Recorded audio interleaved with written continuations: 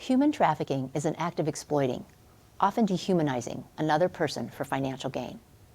Human trafficking occurs when power, violence, or coercion are used to control victims for forced labor or commercial sex acts. While victims can be anyone, men, women, and children of all ages and all backgrounds, the vast majority of victims are women, 94% according to a 2020 federal trafficking report, and children. The average age of victims is 16. Traffickers often use violence or fake promises of education and job opportunities to trick and coerce their victims. To compound the impact of this crime, many victims are arrested for prostitution, weapons, drugs, financial crimes, and identity theft, without ever being identified as a victim of trafficking. Today on Legally Speaking, our three guests will help us understand the significance of human trafficking, the collateral damage that can undermine a survivor's ability to recover, and what can be done to help. We'll be right back.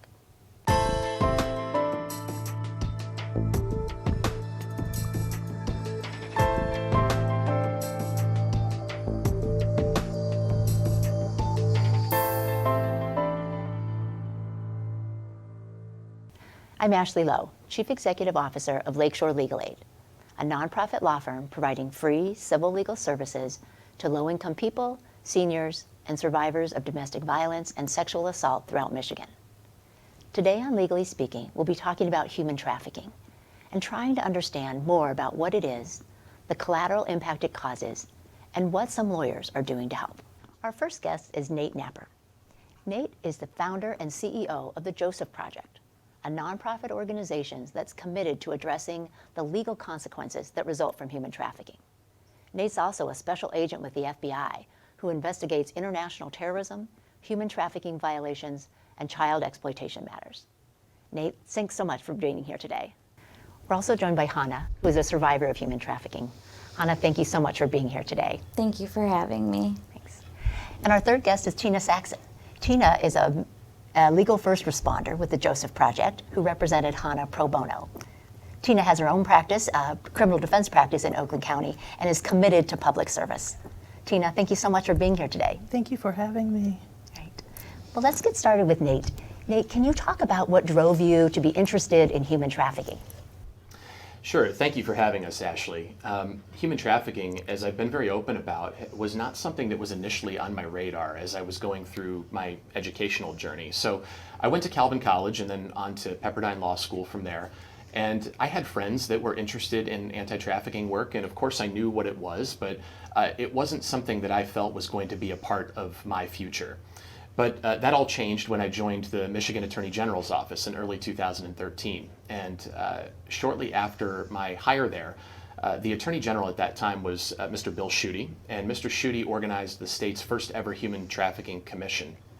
And among my responsibilities at that office, I was a member of the commission, and I was tasked with writing a report that was eventually to find its way into the hands of the legislature and the governor's office. And the idea was to study the issue of human trafficking comprehensively, to educate lawmakers on the issue, and to craft a legislative package that would promote awareness about the issue and also implement strategies for prevention. And so that's how I initially learned about the issue and became interested in it. And then from there, when I went on to the FBI Academy at Quantico, I was subsequently placed on the Detroit Human Trafficking Squad with the Bureau's Detroit Division. So I saw it from not only a legislative perspective, but also from more of a frontline perspective. And I think my interest sort of grew from there. So Nate, you know a lot about human trafficking and you're talking to people about it in the community. Mm-hmm. Do you think the idea of human trafficking is misunderstood or misinterpreted by people generally? I think there's a tendency for that to happen, yes. And I think primarily what you see is people who have this conception of it as something that necessarily involves the forcible kidnapping and the movement of somebody from point A to point B.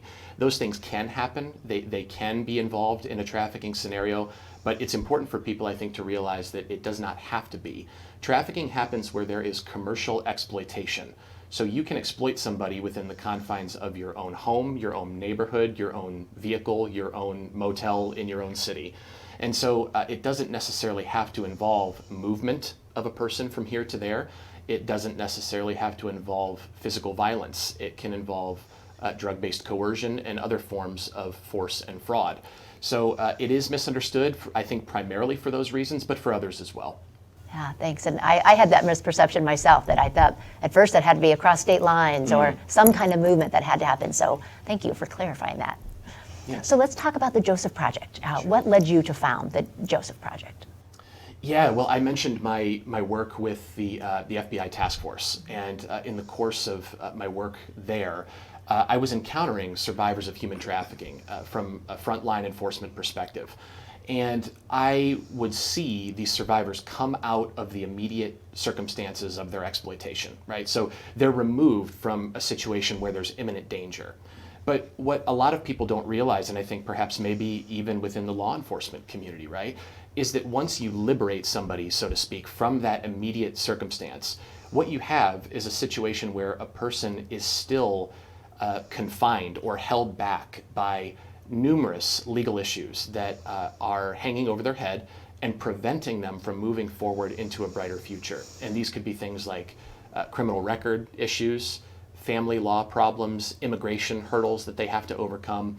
So this is what we would call the legal collateral damage that's part and parcel to human trafficking situations. And the Joseph Project is a nonprofit that was designed to address those issues of legal collateral damage so that survivors like Hannah could be even more free to move into a brighter future than even the one that they had then.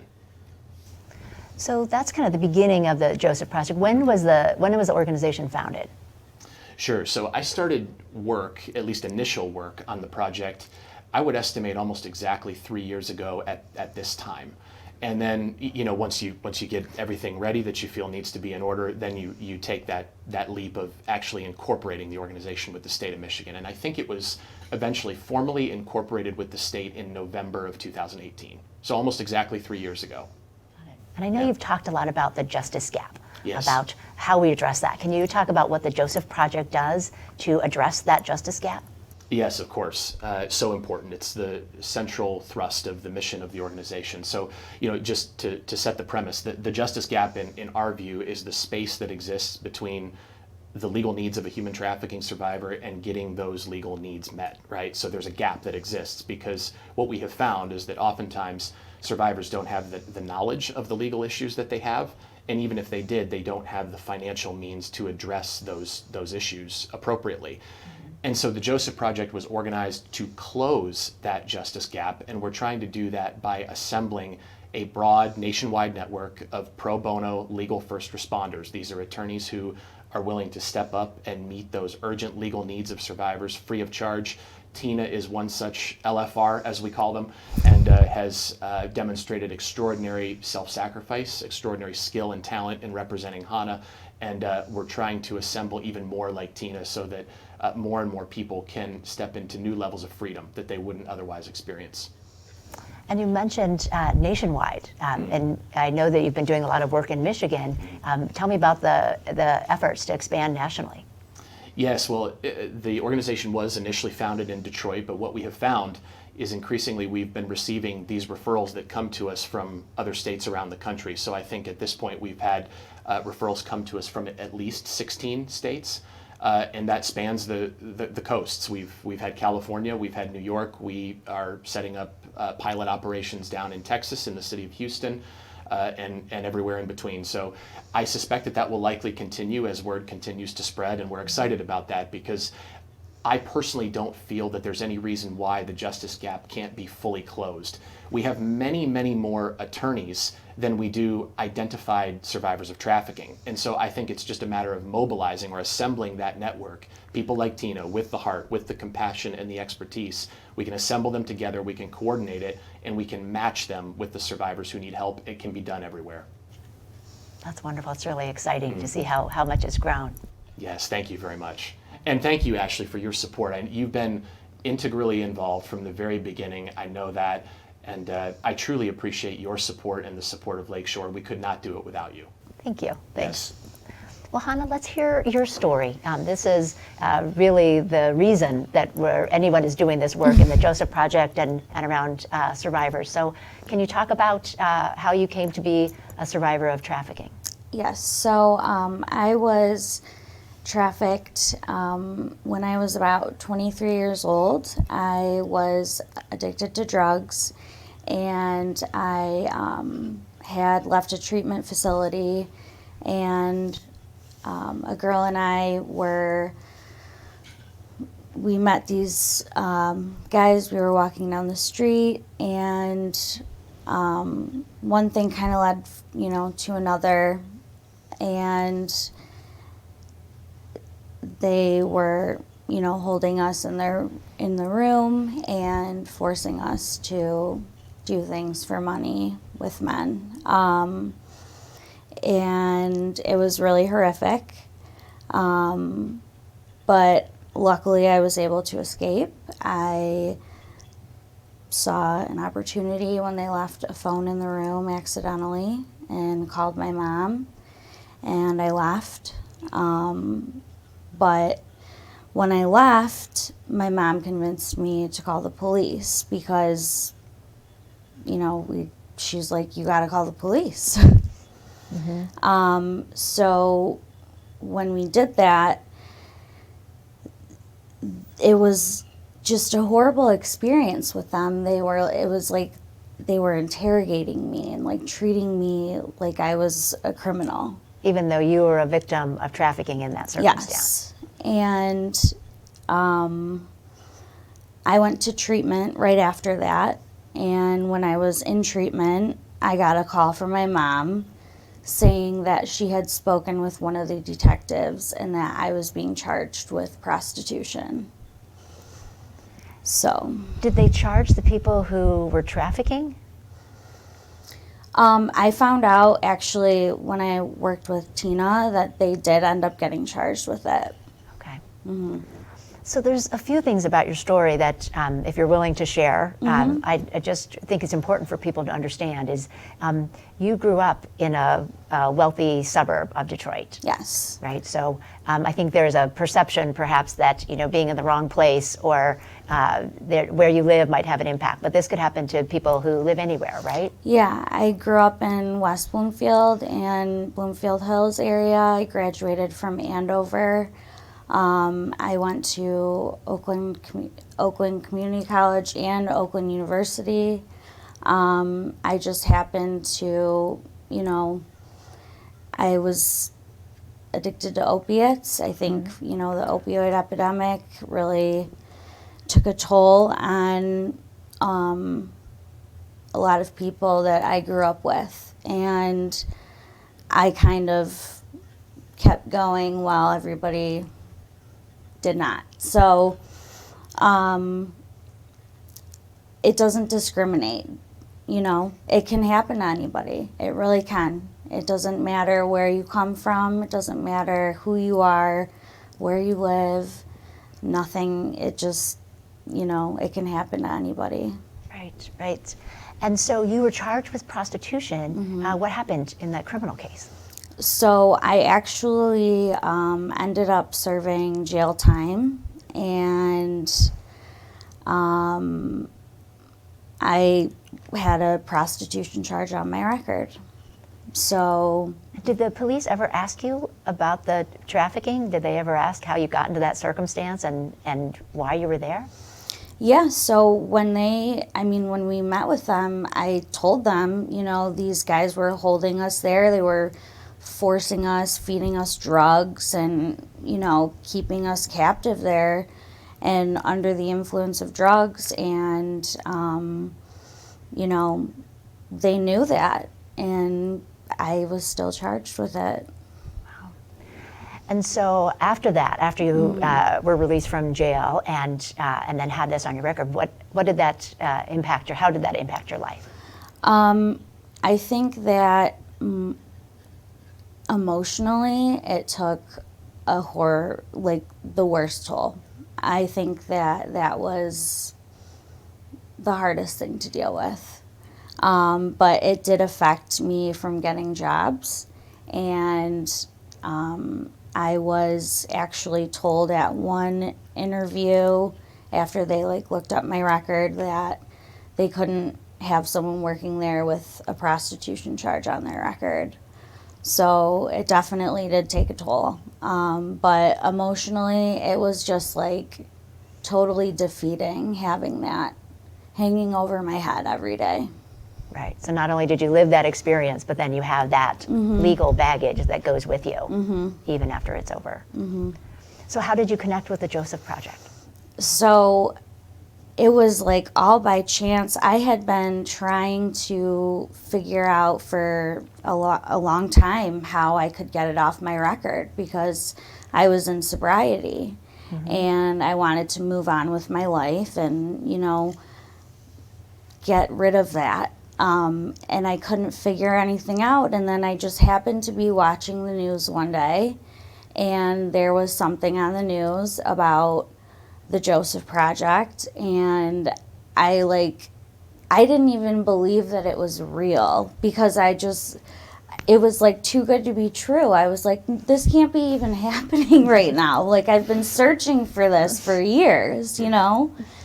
And I was like, I'm just gonna, you know, submit my information and just see what happens. So I went on the website, I put my information in, and I think it was like the next day I got a call from Nate and he was, you know, asking me questions, and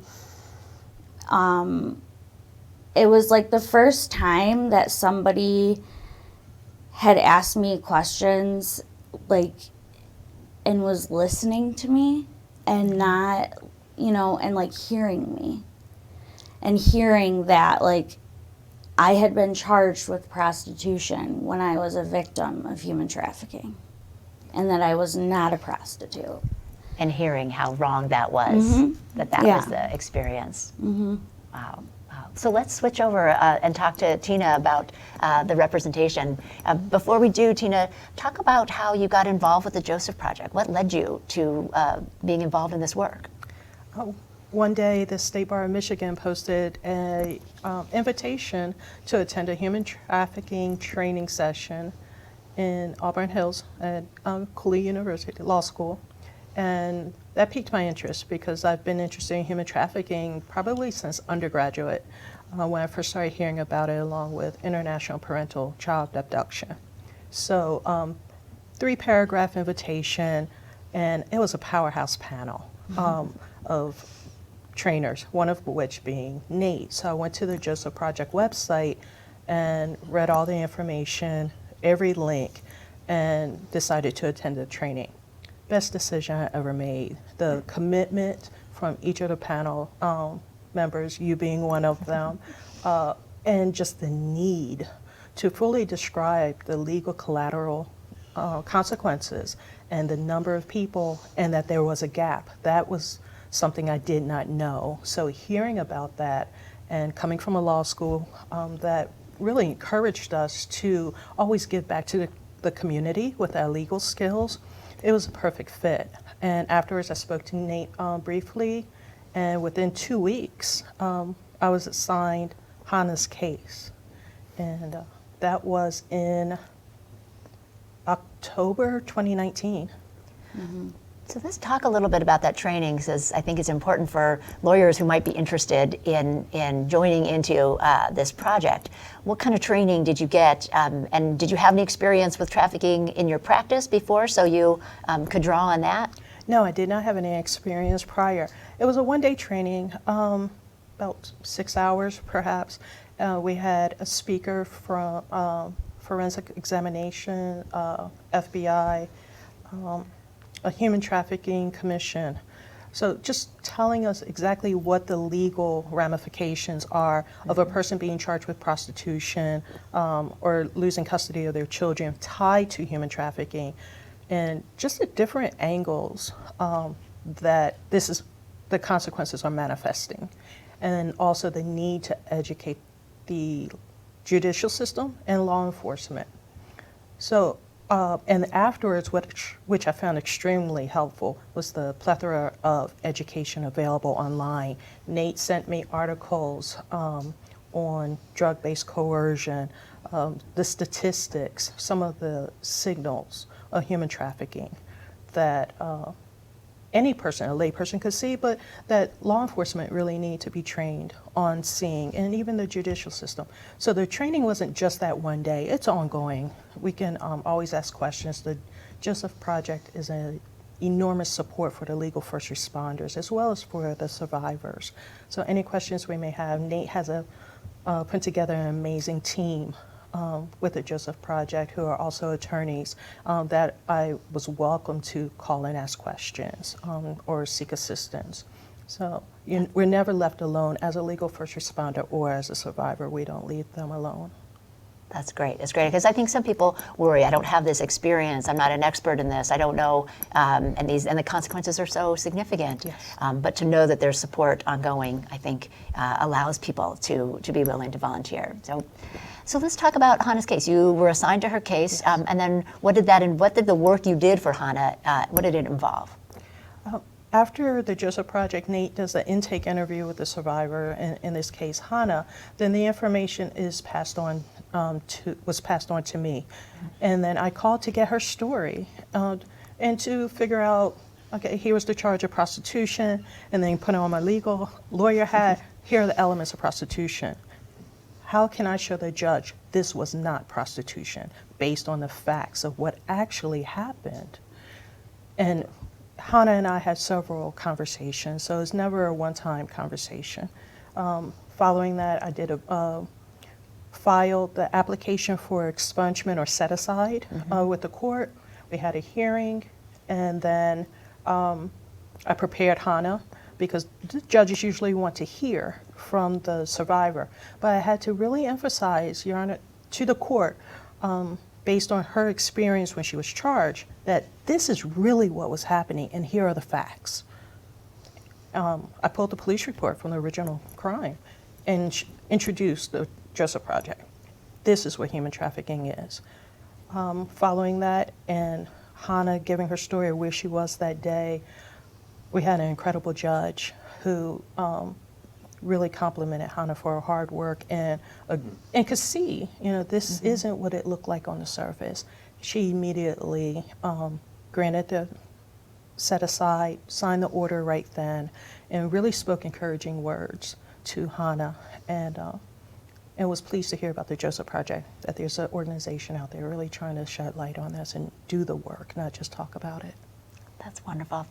Hannah, what kind of impact has that had on your life since you've had the set aside of your criminal conviction? How's it changed things? I mean, it's just changed my life in every way. I don't have that hanging over my head anymore.